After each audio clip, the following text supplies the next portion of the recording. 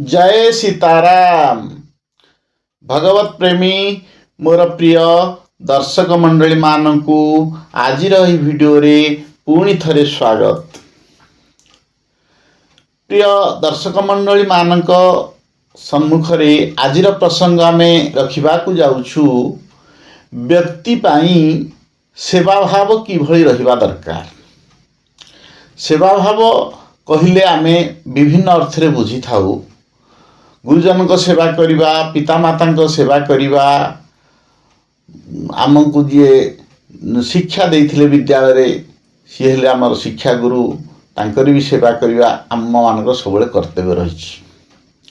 तेनु सेवा भाव एभली एक जिनिस रहिछि, से जिए जेउ व्यक्ति समाज रे किछि सेवा करिया को जाए, सी कौनसी प्रकार निज पाखे कामना रखि न था, अर्थात कौन प्रकार स्वार्थ रखि न था।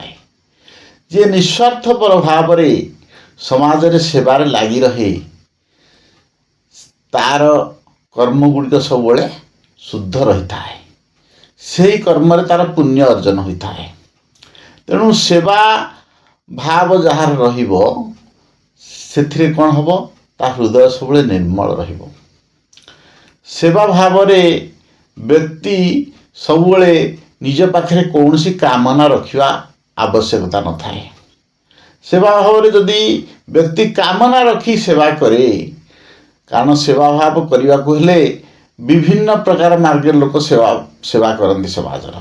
जड़ वस्तु को नहीं, जड़ वस्तु को नहीं कौन जड़े व्यक्ति जदि समाज रे किसी अन्न छत्र दान करने को चाहूँगी, पाखे से अन्न छत्र दान करदेला, से जगार बड़ गोटे पोस्टर मारदेला, एठार अन्न छत्र दान करा जाए, अमक संस्था पक्षर ए संस्थार निर्देशक हेले अमक लोक, ता नाटी से लिखाला। से कौन है ना, ता मनरे अभिलाष जात है, ता मनरे बासना जात है, मोर ये नाटा रहू, मुझे लोक सेवा कली बोली 5 लोक जानतु। यह सेवा भाव कह जाए नहीं, कहीं ना सेवा भाव रे व्यक्तिर निर्मल हृदय हवा दरकार। कौन ना से भावी नब जे ए संसार जेते जड़ वस्तु जहाँ अच्छी एगुड़ाक सब आमर नुहे, एगुड़ा सब भगवान कर। तेणु से भावी नब जे एगुड़ा ईश्वरंकर, ए जिनस मोर नुहे, मते ए जिनस दिया जाइछि ईश्वर द्वारा संसार सेवार लगाइवाई, से तार जो भाव आसो से सेवाटारे कौन ना ताको पुण्य मिल। सेतेबेले से निष्कपट हृदय रे निस्वार्थपर भाव रे सेई संपत्ति ताकू जहाँ भी ता पाखे थिबो, से जदि समाज सेवार लगे दिए, ता पाखे पुण्य अर्जन हुए। तेणु सेवा होची कर्म नुहे, सेवा होची भाव। मनर भाव थिले पाखरे किछि धन संपत्ति आड़कू लक्ष्य रखिबा दरकार नहीं। मनर भाव थिले सेवा आपे आपे हो जाए। निज पाखे जहाँ भी जड़ वस्तु थाए से वस्तु मानक मध्य समाज में सेवा आपे आप हो जाए।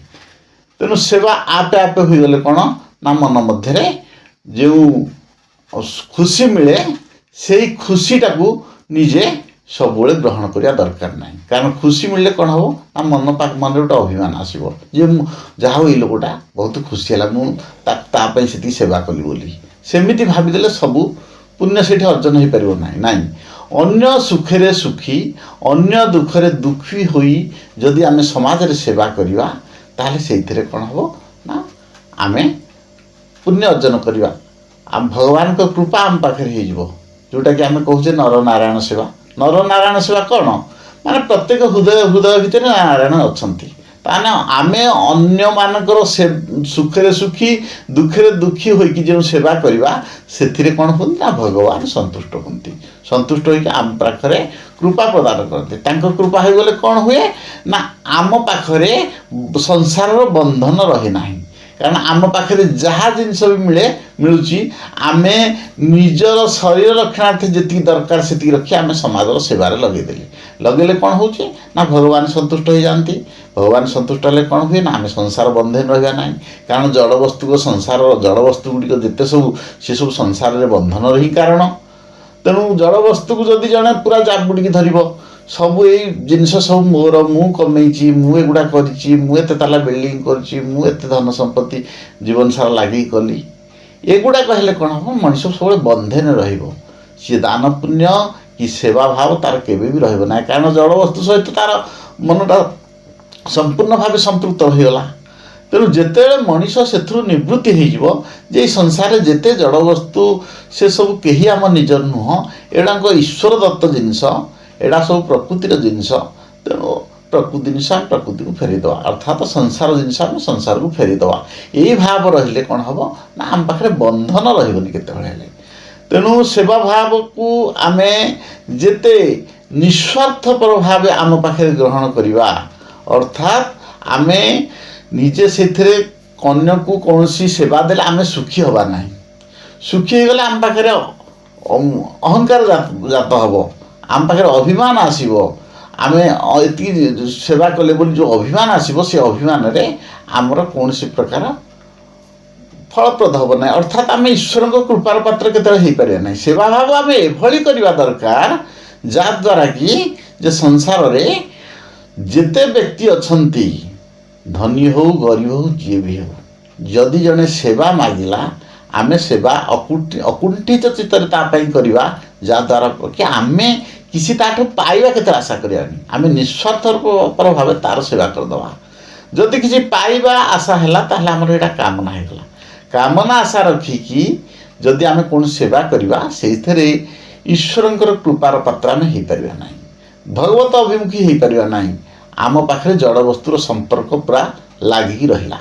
ତେଣୁ ଜଡ଼ବସ୍ତୁର ସମ୍ପର୍କ ଏପଟେ ଛିନ୍ନ ହେଇଯିବ, ଏପଟେ ଆମେ ନିଃସ୍ୱାର୍ଥ ଭାବରେ ଅନ୍ୟମାନଙ୍କର ସେବା କରିବା, ତାହେଲେ କ'ଣ ହେବ? ଆମେ ସଂସାରରେ ଭଗବତ ଅଭିମୁଖୀ ହେଇଯିବା, ଈଶ୍ୱରଙ୍କର କୃପାର ପାତ୍ର ହେବା। ଆମେ ସବୁବେଳେ ମନ ଭିତରେ ଆମର ଜାଗ୍ରତ ହେବ ଯେ ଈଶ୍ୱର ହିଁ ସବୁ ସ୍ଥାନରେ ଅଛନ୍ତି। ଆମେ ଭଗବାନଙ୍କ ସେବା କରୁଛେ ବୋଲି ଯଦି ମନରେ ଭାବି ନେବା, ତାହେଲେ ଆମର ସେଥିରେ କାମନା ରହିବ ନାହିଁ। ଯେକୌଣସି ଲୋକର ସେବା କର, ଯେକୌଣସି ବ୍ୟକ୍ତିର ସେବା କର, ସମାଜରେ ଯାହାର ବି ସେବା କର, ସେବା କଲାବେଳେ ଆମେ ଭାବି ନେବା ଏଇ ସେବାଟା ଆମେ ଈଶ୍ୱରଙ୍କ ପାଇଁ କରୁଛେ, କାହିଁକି ସବୁ ଭିତରେ ଭଗବାନ ଅଛନ୍ତି ଆଉ ଆମେ ଭଗବାନଙ୍କ ସେବା କରୁଛେ। ତେଣୁ ମନ୍ଦିର ଭିତରେ ଯାଇ ଯଦି ଆମେ କ'ଣ ଗୋଟେ ବହୁତ ଗୁଡ଼ିଏ ଫଳମୂଳ ପୂଜା କରିବା, ମିଠା ଏକଦମ 50,000 ଲକ୍ଷ ଟଙ୍କାର ମିଠା ନେଇକି ପୂଜା କରିବା, ସେଥିରେ କ'ଣ ହେବ ନା ଆମ ପାଖରେ ପଇସା ଅଛି ଆମେ କରିଦେଲେ। ଯାହା ପାଖରେ ପଇସା ନାହିଁ ସିଏ ଗୋଟିଏ କଦଳୀଟିଏ ଲଗେଇଦେଲେ ବି ତାର ସେବା ହେଲା, କାହିଁକିନା ତା ପାଖରେ ଭାବ ଅଛି। ଯଦି ଆମେ 1,00,000 ଟଙ୍କାର ଭୋଗ ମନ୍ଦିରରେ ପୂଜା କରିବା, ଆମ ପାଖରେ ଭାବ ନାହିଁ, ତାହେଲେ ଭଗବାନ କ'ଣ ଗ୍ରହଣ କରିବେ ନା ଯେଉଁ ଲୋକଟି ଗୋଟିଏ କଦଳୀ ଦେଇଛି ତା କଦଳୀଟାକୁ ଗ୍ରହଣ କରନ୍ତି। କାରଣ 1,00,000 ଟଙ୍କା ଖର୍ଚ୍ଚ କରି ଯେଉଁ ଭୋଗ କରିବା, ସେଥିରେ ମନରେ ଭାବ ରହିବା ଦରକାର। ଭାବ ନଥାଇକି ଯଦି ଆମେ କହିବା ଯେ ମନ୍ଦିରରେ ଆମେ ଏତିକି ଦାନ କରିଦେଲୁ, ଆମେ ଏଇଟା ପ୍ରଘଟ କରିବୁ, କରିଦେବା ଯେ ମନ୍ଦିର ଟ୍ରଷ୍ଟ ମାଧ୍ୟମରେ, ଯେ ଟ୍ରଷ୍ଟରେ ରେଜିଷ୍ଟରରେ ଲେଖିକି ରଖ, ଆଉ ତୁମର ସାଇନ୍ ବୋର୍ଡ଼ରେ ମାର୍ବଲ ପଥରେ ଲେଖିଦିଅ ଏଇ ଲୋକ ଏତିକି ଦାନ କଲା, ତାହେଲେ କ'ଣ ହୁଏ ନା ସେଇଟା ସେବା ଭାବ କୁହାଯାଏ ନାହିଁ। ସେଇ ସେବାରେ କିଛି ମୂଲ୍ୟ ରହେ ନାହିଁ। ଦାନ ଯାହା ଦିଆଯାଏ ସେଇଟା ନିଜେ ପୁରା ନିଃସ୍ୱାର୍ଥପର ଭାବରେ ଦାନ ଦିଅ କି ମନ୍ଦିର ଯେଉଁ ବି ସେବା କର, ସେଇଟା କେବଳ ଆମେ ଭାବି ନେବା ଦରକାର ସେଇଟା ଈଶ୍ୱର ଜାଣିଲେ, ଆମେ ତାଙ୍କୁ ଜଣାଇଲେ। ଆଉ ଦ୍ୱିତୀୟ ବ୍ୟକ୍ତି କେହି ସେଇଟା ଜାଣିଲେ କିଛି ଲାଭପ୍ରଦ ହୁଏନି, ଅର୍ଥାତ୍ ସେବା ଭାବଟା ଅନ୍ୟକୁ ଦେଖେଇ ହେଇକି କିଛି କରାଯାଏନି। ତେଣୁ ବନ୍ଧୁଗଣ, ଆମେ ସବୁବେଳେ ଯେତେ ବି ସେବା କରିବା ନିଃସ୍ୱାର୍ଥପର ଭାବରେ କରିବା। ସେବା ଭାବଟା ସବୁବେଳେ ସେବାଟା ସବୁବେଳେ ହେଉଛି ଭାବ, କର୍ମ ନୁହଁ। ତେଣୁ ଏଇଟା ଯଦି ଆମେ ଭାବି ନେବା, ସେଇଭଳିଆ ସେବା କରିବାର ଯେଉଁ ଭାବଟା ଆମ ପାଖରେ ରହିବା ଦରକାର। ତେଣୁ ଆଜି ଆମେମାନେ ଏହି ପ୍ରସଙ୍ଗରେ ଶିଖିଲେ କ'ଣ ନା ବ୍ୟକ୍ତି ପାଖରେ ସେବା ଭାବଟା ସବୁବେଳେ ନିଃସ୍ୱାର୍ଥପର ଭାବେ ରହିବା ଦରକାର, କୌଣସି ପ୍ରକାର କାମନା ଭିତ୍ତିକ ହେବା ଅନୁଚିତ। ତେଣୁ ଆଜିର ପ୍ରସଙ୍ଗକୁ ଆମେ ଏଇଠି ରଖୁଛୁ। ପୁଣି ଆମେ ଦେଖା ହେବୁ ଆପଣମାନଙ୍କ ସହିତ ଆଗାମୀ ଭିଡ଼ିଓରେ। ଜୟ ସୀତାରାମ।